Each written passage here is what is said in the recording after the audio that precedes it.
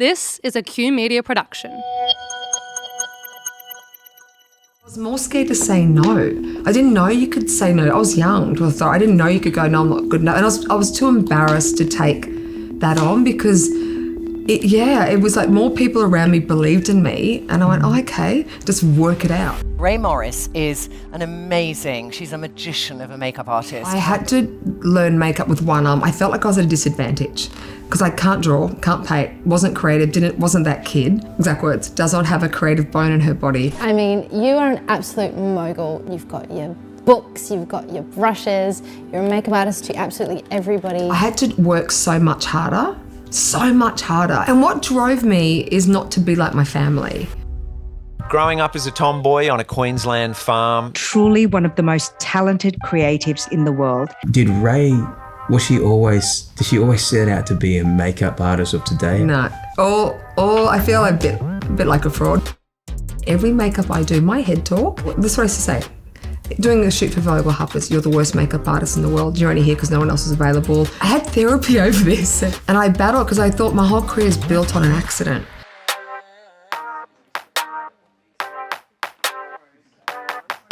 All right, Rae. Hi, Matt. How good is it to be here? So, all right, I'm so interested to get into your head because... Oh, don't do that. I know, it's a little scary to be honest. No, but if people just Googled you, they'd see a certain Rae Morris. You know, like they'll see your work, they'll see the awards, they'll see all this, the shine and the glitter. But I want to take us back to, well, did she always set out to be a makeup artist of today? How did it start? No. I feel a bit like a fraud. No, not at all. I was tomboy, lived in Brisbane. I wanted to be a vet, but I was dyslexic, failed school. I only went to grade 10. You're dyslexic? Yeah, pretty. But I didn't find out about it. I got so many funny stories because I didn't read something correctly. So I didn't know that at the time. Didn't know that till much later, actually working on set, I found out. And I thought I wanted to be a vet. Didn't realise you had to do really well at school and become a doctor first. So I got a job in a hair salon on Saturday mornings, but I was only 11. Yeah, I know. I was 11 years old. Oh, yeah. And my mum worked at the gym next door, so it kind of worked out. And I lied. They asked me how old I was, and I just said 13. Good guess. Another lie. And I was there for 2 years. And on my 13th birthday, my mum sent me a birthday cake to the salon and said, happy 13th. And the boss was like, oh, my God, I'm illegally employing you. You have to leave. So, and then hairdressing kind of became, because I've been doing it for 2 years thinking I want to be a vet, it was like an accidental. I used to always play with hair. So I had a horse and I used to plait its hair. Every toy doll my mum bought me with hair, I used to cut it, colour it, do it. So I think I was obsessed in the industry but didn't realise it at the time. But a lot of 11-year-olds playing with their friends and playing sport on the weekends. So were you after school going to work at 11 years old? Yeah. Only Thursday nights and Saturdays though. Mm-hmm. And also it was a great time. It was the 80s. It was also makeup and hair was right around us, like Boy George and all the groups I was into, Kiss, all that. There was just so much. I think that influence was there all the time, but I didn't pick up on it. Mm. So I was around hair people, hair salons and loved it. Like I didn't see it as work, actually. Really enjoyed going to work. So it was an accident that I actually got into the industry. And I finished school and then I became a hairdresser. Hated it. Hated it. It was, again, if anyone's from my era in hairdressing in the 80s, anything that moved had a perm, streaks, highlights, right. The horrific mistakes, because I was so young when I started and I just acted really confident. So I'll give you one story. Yeah. So I glued on someone's eyelashes with nail glue when I first started because I asked if I could put eyelashes on someone and my boss said sure. And she was having her nails done and I asked what glue to use and she said to use nail glue. So I used nail glue. So I cut people's hair off. I probably shouldn't talk about this. I should shut this down right now. So I did I did hairdressing and then I've got really curly afro hair and I was really good at afro hair.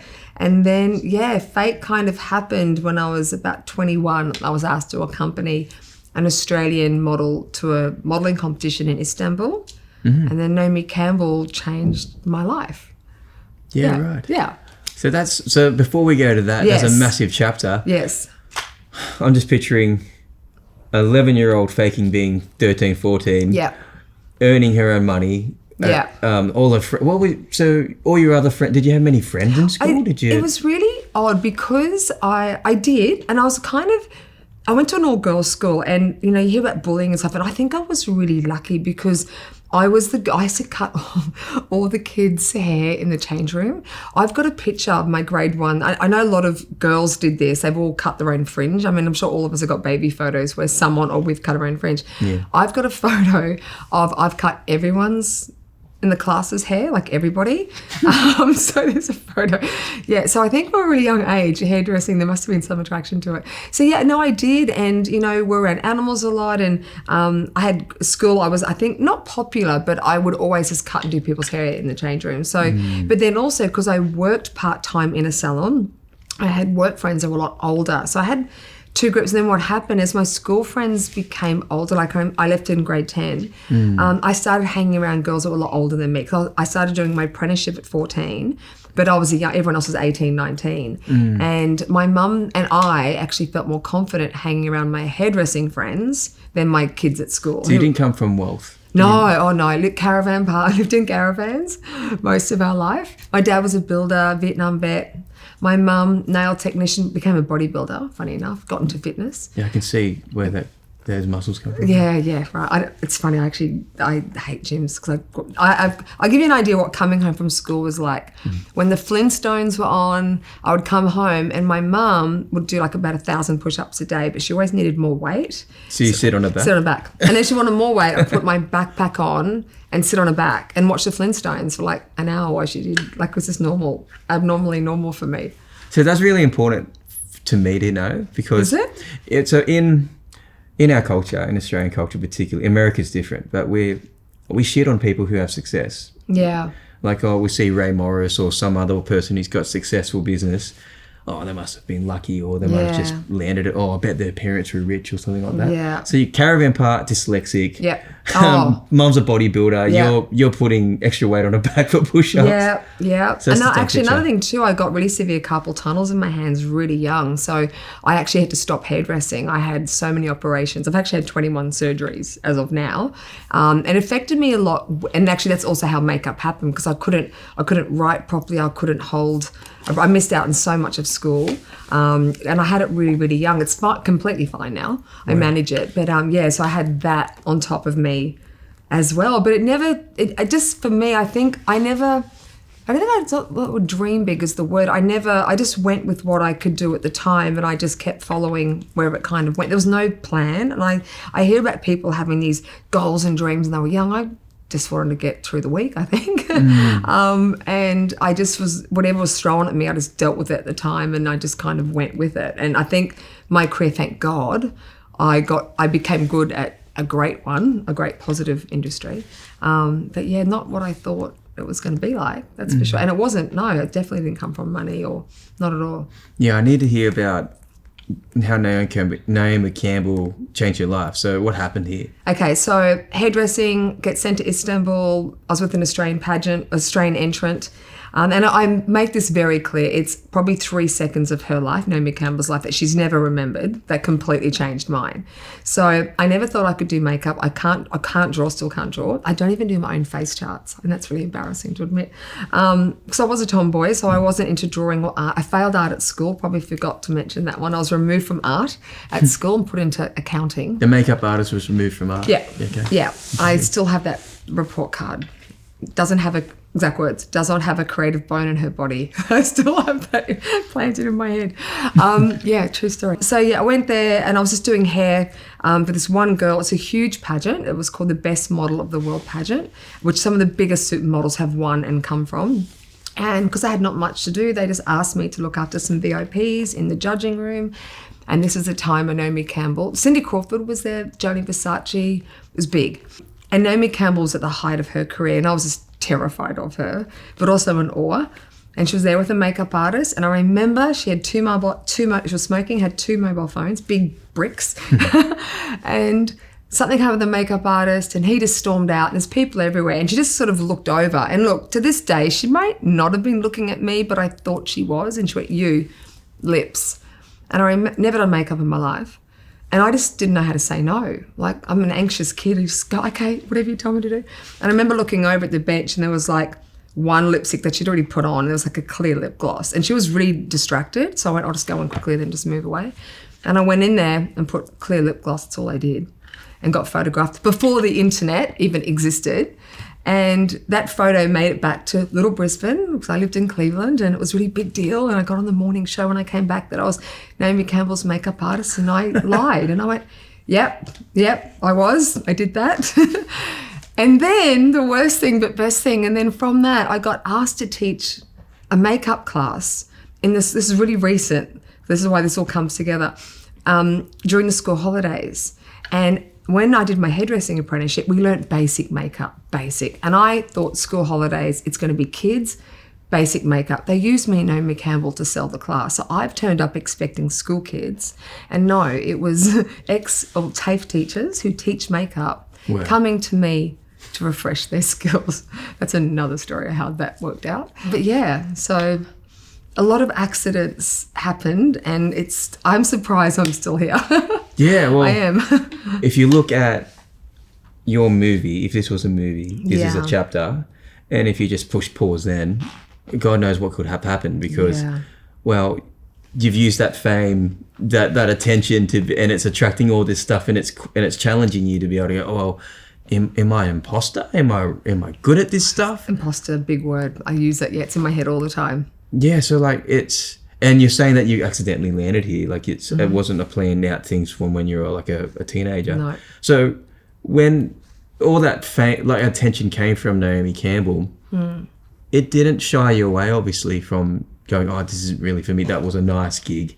That was a nice opportunity. I wasn't confident. It's interesting. I wasn't confident enough, but you think it would be confident to do these jobs when you're not qualified for. But I was more scared to say no. I didn't know you could say no. I was young. I didn't know you could go, no, I'm not good enough. And I was too embarrassed to take that on because it was like more people around me believed in me. And I went, oh, okay, just work it out. And I think my upbringing, quite tough and things weren't easy and my home life was not easy. And you just have this natural, you just get shit done and you just do what you got to do and just work it out. And so I think it'd be, if I was really good, if I was one of these kids that was great at makeup and could, I've met these kids, I teach young kids makeup and just see this talent that comes along and I get why they dream about being a makeup artist because they can see it.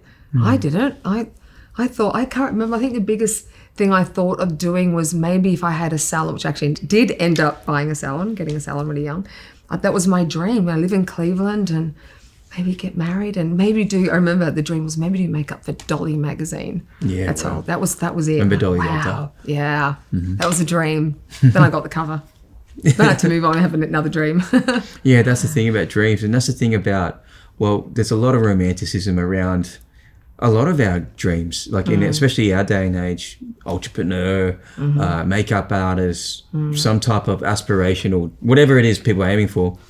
It's like there's a roadmap. We want to know the secret formula. Like it's like that's why I asked this question, Rae, because I know so many people think that there must have been some type of secret you've got to have gotten this. You know what? This is the way I explain it to people. It's like I feel I had to learn makeup with one arm. I felt like I was at a disadvantage because I can't draw, can't paint, wasn't creative, wasn't that kid, tomboy, and I had to work so much harder. And I don't have any other talents. I can't sing, failed school, I don't have a lot of options. And what drove me is not to be like my family, struggling with money, always fighting, very negative, not a great upbringing. And I just wanted anything to escape that. And I think the great thing about makeup, fashion, hair, there is a big escapism. There's and it's also, I really got to see how you could not fake things, probably not the right word, but how you can just roll things in glitter. Like you can get to a shoot and something so you can go to a shoot and everyone's having a bad day or or I'm not having a great day, and you get a great team of people and you're just creating images that just blow your mind. It was like going to this little fantasy world.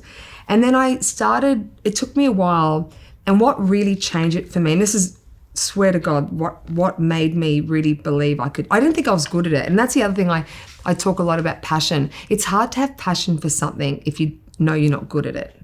Like, I would love to be able to sing like Whitney, but I'm not going to have a passion for singing because I can't sing. That would be a dream, but it's unrealistic, and I think you've got to be realistic. But what really changed for me, and now this is a long story, but it's why everything changed.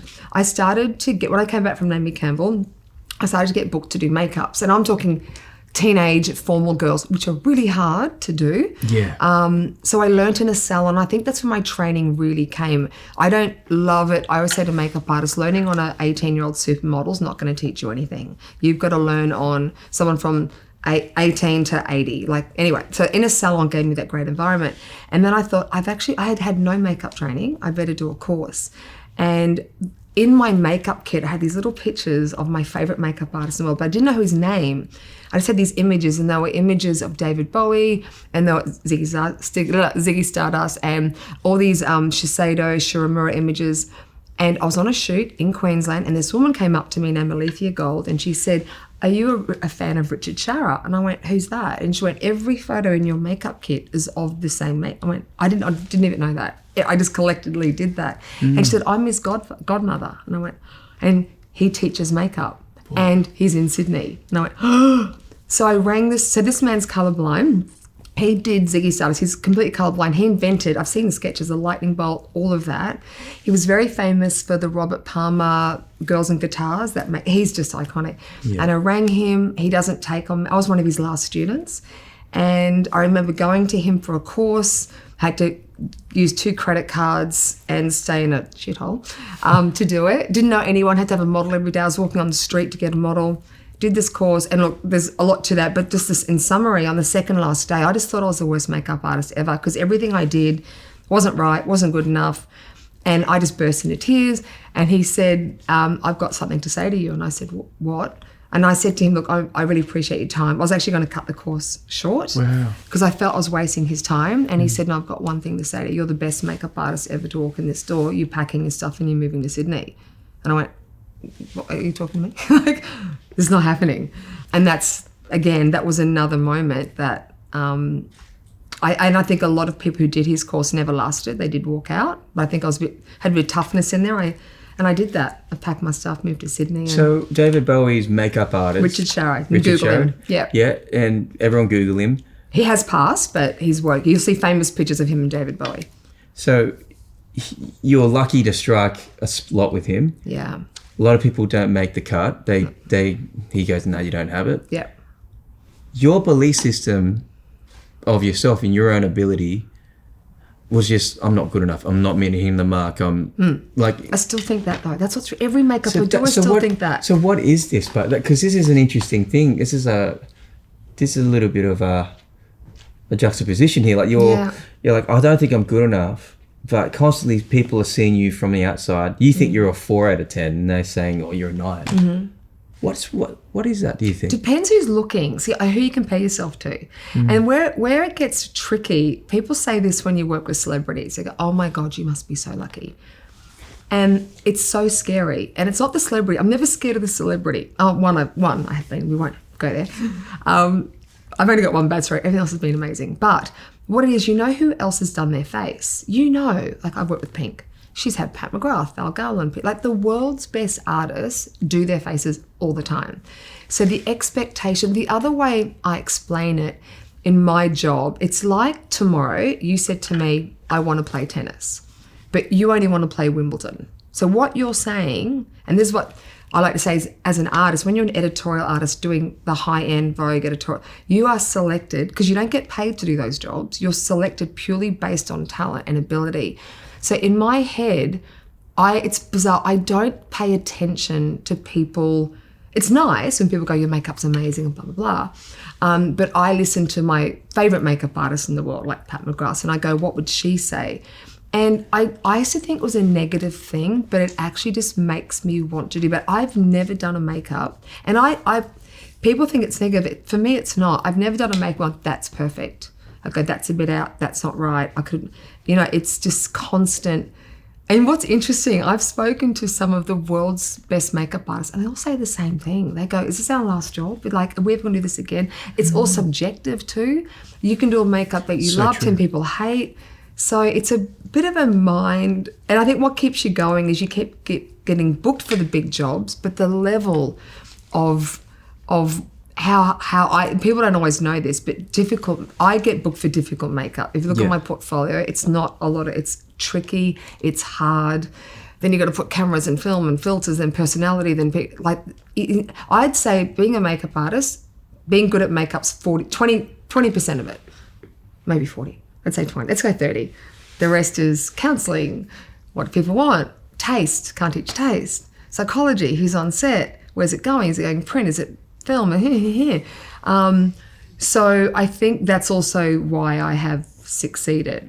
But yeah, it's interesting. I don't want to feel like, what I'm trying to say is don't always wait to feel that you're amazing at something. Because I say this to kids all the time. People think I'm really confident. I'm not. Every makeup I do, I'm like, I'm really shit. This is not going to go very well. It's going to be horrible. But when it goes well, it's great. But yeah. I love that the big C word is comparison through this. Yeah, about who you compare yourself to. Because I feel like that's it, because we are all judges. Yeah. So everyone says, don't judge. We but do. We do. And we judge all the time. We have to. It's built into our mechanism of surviving and thriving, right? But it matters if you're a fair judge. Yeah. And it matters that perfection is the greatest killer of 100% of anything. So hearing you say that I'm perfect is not the goal. It's very, and that's where the artistry comes in, because art can't be measured like analytics, where with a perfect score with an average with this or not. And yeah, I think that's really important, because I think so many people think they need to be perfect, and hence, we'll get into the next section, like in the second half of our interview, will be like about perfectionism, about these things. So just lastly, like, what names can you rattle off that you've worked with that have been really interesting over your career? Pink, definitely. Kelly Rowland, definitely. Daryl Hannah. Cyndi Lauper, interesting. She taught me a lot, though. What'd she teach you? Patience. I remember she booked me and I opened the door and she said, I booked you because I think you're awesome, but also because I can train you. And did she train me? Yeah, she taught me a really interesting trick. I was doing it for morning TV and she told me to put black smoky kohl pens, and she's, in her late 60s, mid-60s, sorry, around her eyes. And I'm like, you don't do that to people. Like, you can't, because it makes people look older. And she said, no, on screen, when you use black smoky matte colours, it erases every wrinkle in film. And I didn't believe it, and she was right. So she taught me a trick or two, that one. Yeah. Yeah, I've got a really, can I tell you a quick perfectionist story? Yes, please. So again, back to the leaps of my career, I was doing Dolly Bridal Magazine, so happy, thinking, oh, this is the best thing, I'll move back to Brisbane. I hit the peak of my career. And I was doing a Telstra ad with a model named Rosie Tupper, who's now a famous artist. And I was airbrushing her for a really boring makeup job for a Telstra commercial. And my air gun blocked up and just exploded. The job had finished and I was playing with something. And the photographer said, do you want to do a little shoot? So I was airbrushing I'll show you the photo. My airbrush exploded and literally the air hit her eyes so fast. She went, ah! And this paint just went on her face and she just opened her eyes. And it was just oh my God, it was just this moment. Which I couldn't have done that by hand. And then another thing that I did accidentally, which I shouldn't have done, but glad I did, I thought this shot's going to be amazing for a magazine overseas. I didn't know you're not allowed to send them without permissions. But I sent it to a magazine called Tank at the time, the coolest magazine. And it got the cover, which made me global. But I had therapy over this. So I go to therapy. I say I don't. And I battled because I thought my whole career is built on an accident. And it really used to eat me up inside. And he told me a story that changed my life. He said, there's a and I can't quote the exact, because my memory's bad. I can't quote the exact artist, but it was for the Louvre.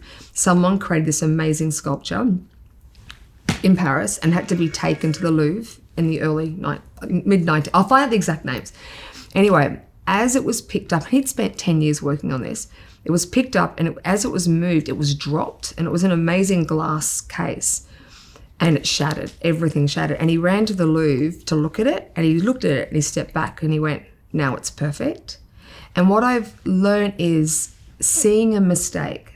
When a mistake is amazing, what you don't do is amazing. Like, that's what I love things that are not perfect, which is great, thank God. So yeah, there's so many ways you can look at this industry. I hope you're enjoying the episode so far. My name's Rae, I'm from Q Media. The number one question we all need to be asking ourselves is this: why should anyone choose you over your competition? Everyone offers a similar product or service, so how will you make yourself stand out? We work with some of Australia's top brands and personal brands on building their relevance and credibility through things like podcasts, campaigns, social media marketing, and personal branding strategies. The first step you can take is to reach out to us via our Instagram or website, qmedia.com. That's kyumedia.com. Or come to one of our workshops. Now, back to the episode. So this is the photo that was the big airbrush problem. Called my one-hit wonder. Yeah, that's it. Started it all. Yeah. So tell us where these what's this feather stuff happening? So what happened was, that's after the accident of the airbrush gun, and in the corner was like this crappy bag of old feathers from Spotlight. And I thought, I'm just going to stick them on the forehead. And then the earrings the stylist was wearing, and I went, the earrings look like they were the stencils for under the eye. Oh, and I called it Mothman Prophecy, and I did a whole series because the night before I saw this movie called Mothman Prophecy, and there's these moments where moths hit the windscreen, they change colour. So I actually did a whole series, and that became, there's so many good stories around this shoot. Andrew Lesney, DOP, Lord of the Rings, King Kong, he bought the whole series and booked me for a job, and I turned up to his house, and he's got the whole series on the wall. Yeah, that's so insane. You never know who's watching. I know, right? You never know who's looking at you. No. It's pretty powerful. So Rae, talk us through. So you done makeup for Pink. Who else have you done makeup for? Hugh Jackman, Miranda Kerr, Catherine McNeil, every pretty much Australian supermodel. Delta Goodrem, Jessica Malboy, my favourite. I love her. I love her so much. I work for her for free, just don't tell her agent that. Yeah. There's I think every Australian, fashion's mainly been my thing. So I've directed over 150 fashion weeks. So yeah, I don't think there's many Australian models I haven't worked on. And what do people get wrong about being pretty? Because there are so many people out there that think they're not pretty, and their life goal is to get as close to those people that you imagine as possible. Interesting. Look, to be honest, their lives are easier in some way. I've just seen it. Doors open, invitations, all that kind of shallow stuff. But there's a lot of problems that come with that. They're very young. Thank God the industry is changing. Girls that we meet with, they're sent into an adult world very young. They get flown all around the world. It's lonely. And look, so many girls being pretty covers up a lot of problems too. So we meet a lot of girls that, I think being a mum now, I'm a little bit more open to it as well, but there's a lot of mental health issues. Weight, the big thing. Being criticised all the time. Even myself on set, I've had to many a time pull up photographers when we're shooting a girl, she's 18, 19, and even though they're saying positive things, but 5 meters away behind a screen, 10 adults are talking at a screen, and to a young girl, they just take all that in. And it comes out somewhere else. So, and it's, again, comparison. So yes, I have a daughter, and I will not let her go into the industry. I don't want her to go into the industry. I think it's very different. It is a little bit different now. It'll take a lot of convincing, plus I have to be there right by her side, and I want her at least over 25, and I'll pick everyone she shoots with. But yeah, look, being pretty from the outside, but a lot of pretty girls aren't always pretty too when they're not kind, or, it's such a, it also too, people always say to me, you must get really insecure because you work with supermodels. I'm the opposite, because I see how much work. For that one shot you see in a magazine, we have done 6 hours, hair, makeup, best styling, best lighting, best lighting can make my dad look like Kate Moss. It's Your amazing. dad. Yeah, that's how lighting changes, and you can see it with filters now. Like it's true. Yeah, right. It's just a false world that it will never make you happy. There's, sure, it might be great for a moment, and it might help this part, but there is so much more to being a human. And I've met a lot of unhappy, beautiful people. Yeah, and I think it starts from the top down. In 100%. If you're in a business or if you're on the top of the culture mountain, everyone who aspires to get to the top obsesses around perfectionism. So perfection comes in many forms. So it could be $1 billion if I've got $1 million, or $1 million if I've got $100,000, or it's a size 8 if I'm a size 10. And it feels like whatever I am, I'm not enough. Isn't that sad? What do you think of that? Like, it's the biggest meaning of life, contentment. And also be careful what you wish for. Because you know what, like, even with my business now, like there's days where I go, could I just stop right now and just go back and you've probably heard that fisherman story that there's the Mexican fisherman. Yeah. Just about being careful, because at the end of the day, we're doing all this to get what? We've just got to feel whole inside, and that can take a lot of, and sure, to say, I always think to find what piece of the puzzle's missing for you, because you could be really happy with how you look, but maybe you're struggling mentally or financially or in a relationship. And I think at the end of the day, it's getting back to being really kind to yourself and being really good. For me, the goal in life is being kind. And that's and being kind to people who don't deserve it. Like, it's that, to me, like, I think you got to also shut off the world of social media. And if it doesn't make you feel good, like, I think it's amazing, but it's how you look at it. What do you need? Have really good people around you. But yeah, it's I don't know. The question is, now I'm just ranting. No, I think I don't know it's true. I don't think people think that they are good enough the way they are. Hence, shown through, for example, something you posted today, something around there's something wrong with getting old. Yeah. Or looking your age. I do not want to be 18 years old again. I'm in my 50s and I'm so happy I'm here. I look back and go, the shit we dealt with being young and hormonal, now with social media, and stop shaming people like it's a bad thing to age. It just infuriates me. And I've also, when I was a young makeup artist, we were booked to do the jobs that we do, and I still get confused why an 18-year-old sells perfume for a catchment age of someone. I still don't understand that. And I was just having a conversation earlier about, they talk about inspiration, and I still don't understand why someone so young, so retouched, so over edited inspires somebody. I don't know what it's inspiring. It's a good point, because everything, we're talking about comparison and judgment a lot. Yeah. Everything has got a baseline or a standard. So we're basing it off this gold standard. And it seems to me, and correct me if I'm wrong, it's young people that are the cornerstone of what you need to be looking like, even if you're 70. Do you think it's anti-productive? Do you think, because sometimes I think people also use it as a weapon and excuse. I can never be that, so I won't be anything. I think there's a bit of that in there. I mean, we've got to be mature enough, especially if you're older, to know that if you're comparing yourself with an 18, you are never going to be happy. Like, you're never going to be happy. Like, fine, I always say it's about looking good, feeling good, healthy, mindset, being calm, being comfortable. Like, I hope my daughter looks into a mirror when she gets spotty skin or whatever and just is happy and content.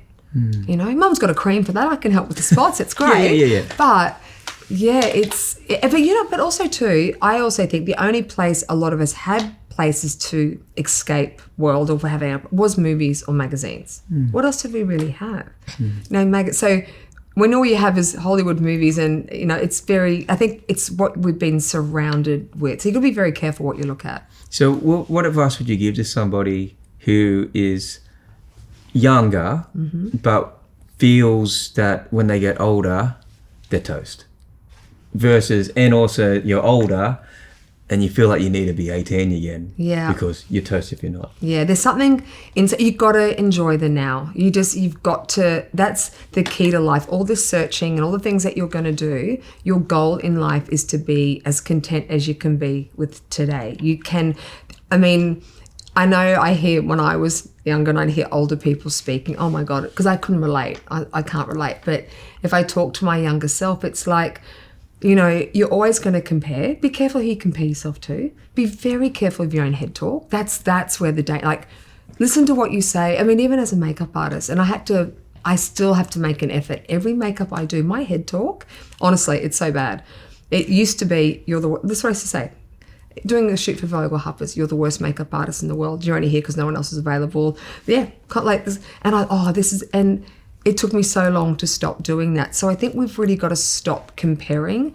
And with social media too, people blame social media. Yes and no. Like, I look at social media like before we had social media, we had news agencies. Now I can go into a news agency and I can decide the magazines I pick up. Do I want to pick up inspirational ones? Or do I want to pick up ones that make me feel bad about myself? Which ones? And Instagrams, you've got to, like, I brutally during COVID went through, and if I didn't feel authentic, if I felt I was being sold to, or I just got rid of it. Oh my God, it's so much easier. Just got to turn off the noise. So as a makeup artist, but like, let's get really like, I want to get in your head here. Do you think if someone wants to look beautiful when they're like, how does aging gracefully, what does that mean to you? What does it look like to you with taste? The ability, you've got the ability with makeup, because they've got the ability now, an option now to use makeup, or yeah, they got their own free will. They can choose to get operated on, or whatever it is these days. So what looks good, what isn't? What do you think? Is there a line? Healthiness, healthy skin. My favorite wow moment with this whole plastic surgery versus skin happened to me. I have this awesome job that I probably haven't mentioned yet, but I teach and work with plastic surgeons. It's great to help more the male doctors, more the younger male surgeons, make women look more age appropriate. Because what was starting, and this will all come back to the answer, what was starting to happen is they were finding when more women were doing this than men, it's the only reason I'm using women here. If women, say a woman 45 got too much work done, she now doesn't look 45 and good. She looks a bit overdone.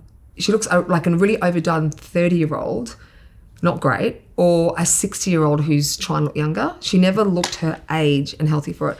So makeup, there's no rules. What I like, I'm never about making someone look younger. Making yourself look healthier, you naturally will look younger than your actual age. That's where you want to go. Makeup's an art form. If you want to wear blue eyeshadow and purple, I get asked this all the time, Rae, what happens if a bride wants you to do really bad, nasty 80s makeup? I go, I'm going to give them the best bad 80s makeup they've ever had and work with features and stuff.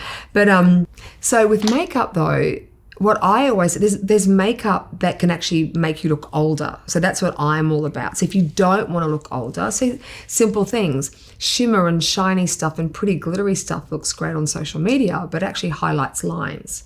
So what I like to say to women, don't ever follow a trend. The best advice I can give anyone is find someone in your age bracket, really important. Give or take 5 years, but in your age bracket, same skin and hair colouring, and find someone who walks the red carpet at things like Cannes, Academy Awards, really tasteful, elevated, and follow their lead. Even if you look at Angelina Jolie, she has 2 makeup looks. They're timeless and they work. And, you know, if you do want to wear yellow glittery lipstick with brown glittery, great. But it's a really nice guide to help you. Don't ever follow trends, ever. No one's ever going to walk up to you and go, oh, I love that makeup, that's really in trend. They'll do that with clothes and hair. But makeup, I used to get asked to do trend forecasting. I just refused to do it because red eyeshadow is going to make most people look like they've got conjunctivitis or they're tired. So there's just things I just think if it doesn't work, it doesn't work. Keep it simple and just have healthy skin. One of my pet hates, and one thing I don't like is seeing with women more so than men, is too much foundation. Our skin's an organ, look after it. You have to look after it. Sunscreen, of course, but looking healthy. You should get to a point where sunscreen, a tinted moisturizer, a little bit of lip balm, maybe mascara, and you feel great. That's all you need to do. Keep it really simple. That's so good. Let's talk about Rae Morris, like the brand, right? So I hate that word. I know. Well, I know, Rae. That's the first question I had was, what's it feel like, and what is it like to be able to have your business the same as your name, your business name and your name together?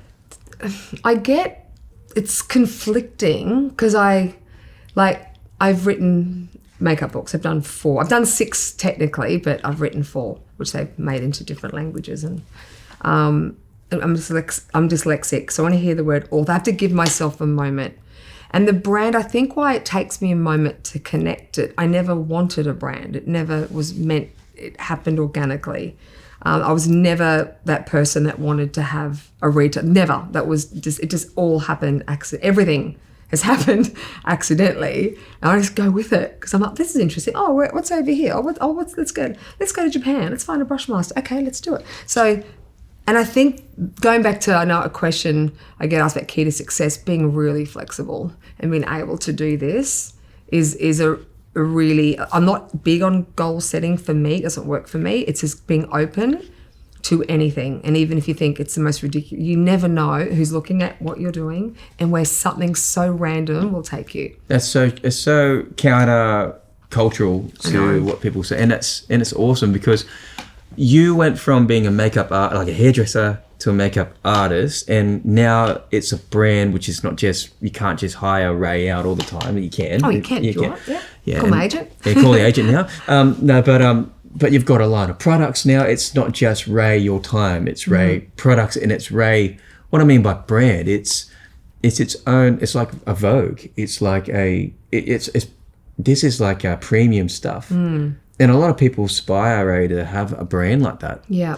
They go like, how do you, when you can go on Alibaba, you can go on, you sacrifice quality to be able to get, to look like people like you. Yeah. That surely isn't an accident, the quality piece, right? There's got to be some type of standard in you which goes, near enough's not good enough. And again, it comes from confidence. It's like it's funny where it started. I remember doing this and being so sensitive, which I think a lot of artists are. I just never want to be criticized. I never wanted to ever, like, I could not go to bed if someone went, oh, she just copied that. Like, it can end your career. It really can. How do you be authentic? How do you do the world's best like, how do you do that, then have a product that's not organic or authentic? And I don't want to have to put effort into ever selling anything. So, and I think too, when you want to do luxury, look, sure, I mean, there's many times where my husband, who's the business person, we could just make this really easy and not put magnets and don't go, we could, but then I have to put so much effort. I can't sell something. I'd be the worst person. And if it's organic and part of my craft, I think it's like a chef with knives. It's just tools that I use. And I just have, I think it's a fear of, if you can't make it the best, I think I say this to people with brands all the time. I like to fix problems. Dyslexic, clumsy, lose everything, really like break everything. So I'm always trying to find. I'm obsessed with travel, goods, and I'm obsessed with stationery. And though I shouldn't be with the environment, but so I need to solve problems for myself. So like with the brushes, there was a problem, and I need to fix it to make my life easier.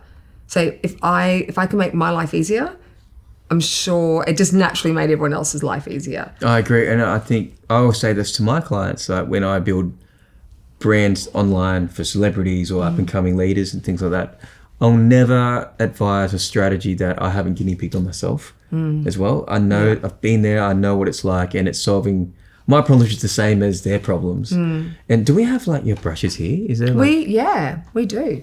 Because this would be cool. So this isn't a plug, by the way, but this is a very this is really fascinating to me because these brushes, you're saying about how you're solving a problem. Yeah, I'll tell you what the problem was. So I've directed a lot of shows. So Fashion Week, it's fast paced. It's crazy. Hygiene's a really big thing for me because you can't touch one person with one brush, one with another.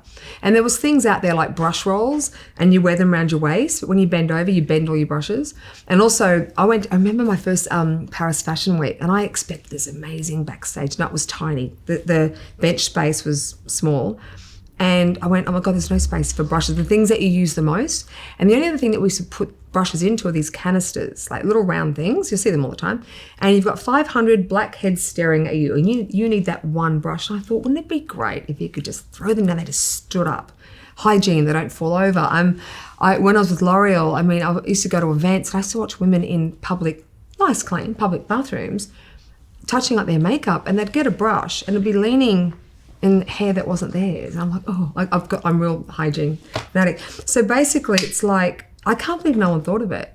It's putting a magnet into, and it was not easy, a magnet into a brush. The reason for it too is that I can fit 200 brushes onto such a small bench space, and that you can hang them up to hang them upside down to dry, but also traveling with them. When you've got really beautiful brushes, fine ones, if they get turned over in your luggage, they get shattered. Well, this holds them all straight. And I've also done smaller size ones and larger ones. So, but then that's not even who makes them, where the hair comes from, the master of craft we have doing it. It was just an idea that, again, like I said, I've surprised no one thought of it. So it definitely fixes a hygiene problem, storage problem, traveling problem. And before I released it, again, I'm sensitive. I was so scared of, is it amazing? I sent it to 10 of my favorite makeup artists in the world.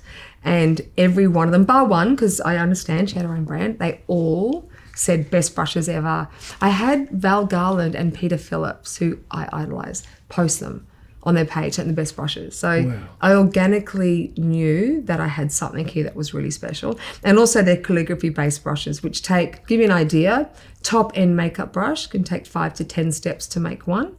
A calligraphy brush takes 60 to 62 steps to make, that's wrong. Takes 50 to 55 steps to make a calligraphy brush. My brushes start at 60 to 62 to make one brush. Wow. That's incredible. I'll pass it back over. Yeah. What's this? Is this the travel one? Yeah. This, again, problem solving. Okay, problem solving. So I need a mini one. You know what's interesting? Again, solving problems. I teach a lot of makeup artists, and even myself, I don't have a steady hand. People get surprised. That's why I learned to airbrush, actually, because I couldn't blend. And have you got children? Yeah, I got 2 girls. Okay, how old are they? 4 and 6. You know when they start to draw with crayons, they hold them like that. They hold them from the back. Have you noticed that? They draw like that. And I was thinking, wonder why they do that. And it must be easy for them to hold. And I thought, so I had a couple of my makeup artists who used to shake, and teaching someone to do makeup near an eyeball when they're going like that is really scary to watch as a teacher. You don't want them to hurt someone. And I thought, I just tried this experiment. I got my brushes and cut them to the length of a kid's, that's a crayon, exact length. And I said, right, hold it from the back. The steadiness blew my mind. Like the control's incredible. Like you're holding it from the back. It's like you've got 2 hands. And the other thing too is you can rest your arm and move your face. And the other thing is I wear glasses, you can get close to a mirror. So, and also why calligraphy brushes are so amazing is the way that they're built. So they're built from a point down. And what it does, it cuts blending time. I would say at least 10 times, but just to make it, my husband says, say it cuts it down at least twice. It definitely is more than that.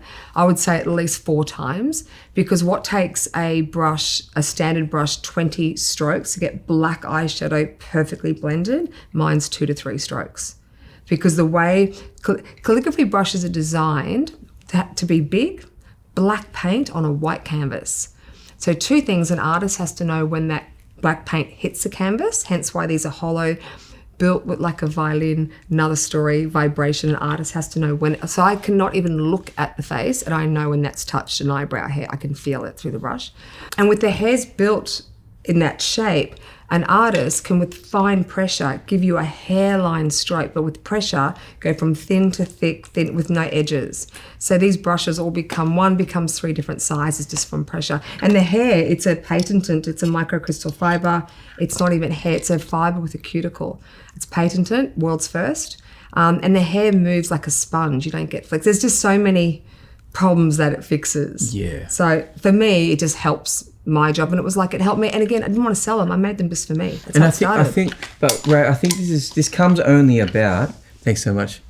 I think this only comes about when you're in the trenches. I honestly think there is only insight that you can get when you're actually in the trenches, in front of people, touching, feeling, hearing, on the ground level in war, right? And that came about because you're so in touch and in tune with, yourself and what makes you a great technician, but also this is a universal problem. Yep. And I think the best ideas are universal. Yep. Right? And you've just figured it, and it just happened to be, well, no one's ever made a freaking magnet, but you've gone to and we don't have time to get into it today, but you share it a lot on your online, is like the craftsmanships and Japanese sword making, right? Is that right? Yeah, master of craft. Master of craft. The man who makes our brushes makes brushes for the Emperor of Japan. He's the last living master of craft left alive in the world. It's incredible. So to bring it home, but like if someone to make a luxury brand, surely what's the cost of making a luxury brand? That word luxury is interesting because expensive doesn't mean luxury, and luxury takes time. Luxury has a heritage and has time and has craftsmanship.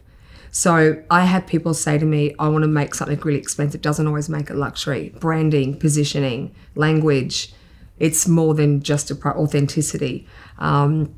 It's for me, the words I like to use with my brand is innovation. It's going to be first to market, innovation. That's what I'm all about, solving problems, because the industry is flooded with too many things. It really is. It's about and also with solving the problem.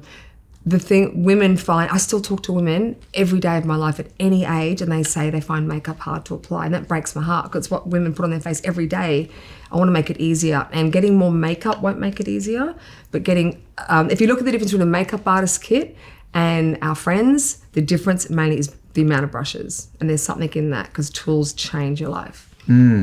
So that's a really good distinction between expensive and luxury. So what things did you have to, because in my mind, there's a few things that come at play when you have a business. One is if you want efficiency and you want quantity and you want options and you want quality, usually if you want to make things cheaper, and all that, quality is the first thing that goes away. So Can't have both. So what's your standard then? What in your view is the standard you must have to be able to create a brand like yours? I think authenticity, and don't do it for money, which is going to be really, I don't have the business side.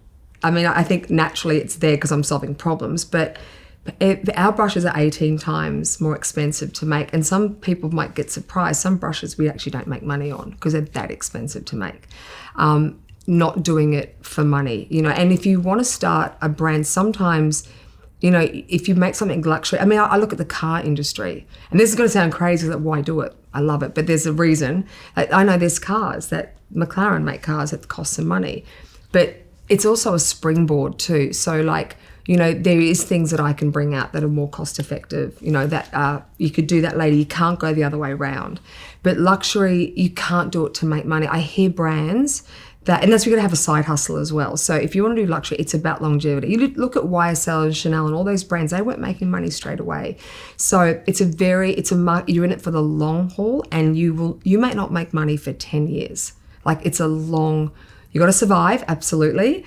But yeah, I feel luxury, it's just so expensive. Like to make one lipstick, and it's not a luxury brand, a standard middle of the road, you need $50,000 if the product is exactly off the shelf that you want to produce one lipstick. You got to produce 5,000 of them, minimum MOQs, or the FDAs, or the approvals. I would even love to one day start some form of program to help people who want to build makeup brands, because I just see 1 million of them go broke a week.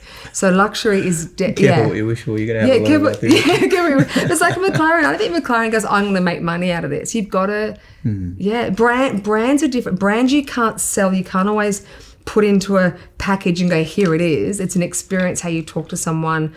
You don't do it for money.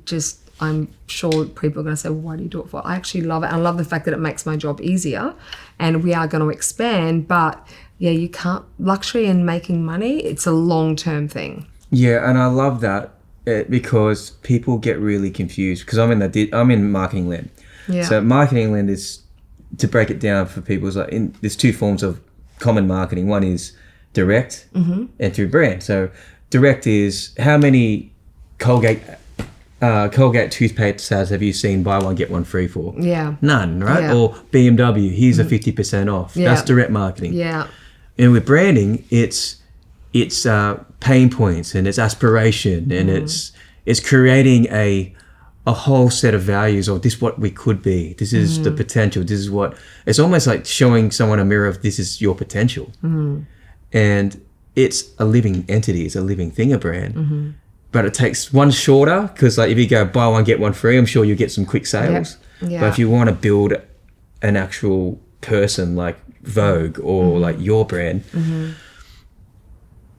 time horizon needs to be longer. And also too, it has to be a personal, authentic thing, because people want authenticity. People can see through it. Well, you can't copy your authenticity. Can't. I can I could buy your outfit. Yeah. But I can't copy your kindness, like you're saying, and your values inside the invisible parts of a house are the most expensive. And also, that's a really important point too. Be the nicest person off social media. You don't know who's standing around watching you. You know what I mean? Like it's interesting. Like branding. I mean, I just hope that people and if you're making something because you love it and it's fixing a problem, a brand will organically grow. I think it's really important. Even at home, people say to me, I want to start a business, what should I do? What problem do you want to fix? What annoys you? What's something that makes your life easier? Because if you want it, someone else is going to find the same problem. Oh my God, we can talk about leads and travel and oh my God, all the issues I talk about with like makeup kits and cases, and there's so many other problems. I even talk about mics with leads. When we have the mics when recording, why doesn't someone make them all different colours so you can't see them on clothes? So there's a problem, let's fix it. And we give it a big fancy word in business called innovation when you figure out the problem, right? Yeah, fix a problem. It's honestly, there's so many problems in the world that can make people's lives easier. Yeah, one of the formulas people should begin with is if you can halve someone's time doing something, that's a great business. 100%. Make people's lives better. It's like the Apple thing, make people's lives better, happier. Even Instagram, I say that. You're either going to be entertaining, inspiring, or fix a problem. That's going to really help you. That's really true. Yeah. Now, I think that's really true of being kind, because here's the thing, right? Imagine if the people watching this are like, their aspiration is, I want to be famous, I want to have a great brand, I want to be known by everyone. Wave of magic, one that happens. If you're a shit person, then how many shit people are going to come out in the comments and be like, oh yeah, I met him.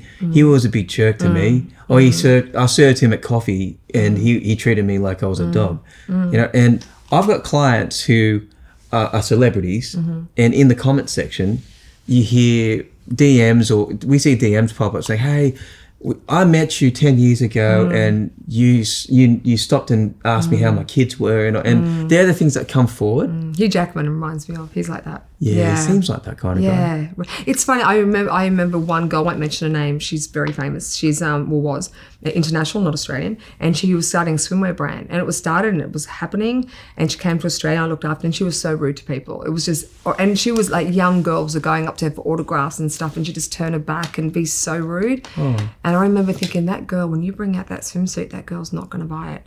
And I remember it was a little bit came out about how she started and it fell, and I went, I reckon that's, it just should want to be kind anyway. And I look in the fashion industry too, like, you do get pretentious, but again, it's reflection of you. Like, how do you handle that? They're having a bad day. They aren't feeling good about themselves. That took me a long time to learn that, because when you're young in this world, tough, strong people, big personalities are around you. It's quite intimidating, but it took me a long time to go, but who can I be when that's happening?